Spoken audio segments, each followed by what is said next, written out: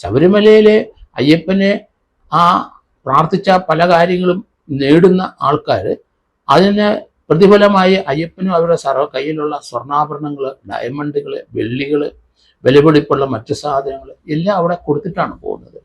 അതിനൊക്കെ കൃത്യമായ ഒരു കണക്കൊന്നും ശബരിമലയിലില്ല. അത് തന്നെയല്ല ഈ സീസൺ കഴിഞ്ഞ് അവിടുന്ന് കടത്തിക്കൊണ്ട് പോകുന്നത് അത്യാവശ്യം ചില പോലീസ് ഉദ്യോഗസ്ഥന്മാരെ സെക്യൂരിറ്റിയിലുണ്ട്. അതുകൊണ്ട് പമ്പ മുതൽ ശബരിമല വരെ 5 കിലോമീറ്റർ നമ്മൾക്ക് നടന്ന് കയറണം. അപ്പൊ ശബരിമലയ്ക്ക് എന്തായാലും ശരി ചുറ്റും കനത്ത ഫോറസ്റ്റാണ്.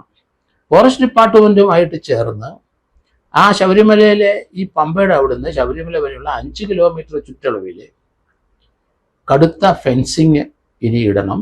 അതിനകത്ത് യഥേഷ്ടം ആനകൾക്കോ മറ്റു മൃഗങ്ങൾക്കോ സഞ്ചരിക്കാനുള്ള വഴിയൂടെ കൊടുക്കണം. കാരണം അവിടെയൊക്കെ ഓരോ പിക്കറ്റ് പോസ്റ്റുകളും ഇനി കൊടുക്കേണ്ടി വരും.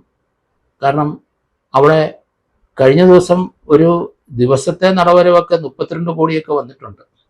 അവിടെ വരുന്ന പണത്തിനും ഒരു കണക്കുമില്ല. അത് തന്നെയല്ല, അവിടുന്ന് ഒരു മുട്ടുസൂചി എടുത്തുകൊണ്ട് പോയാലും ഇനി അത് വെളിയിലോട്ട് പോകാൻ പാടില്ല.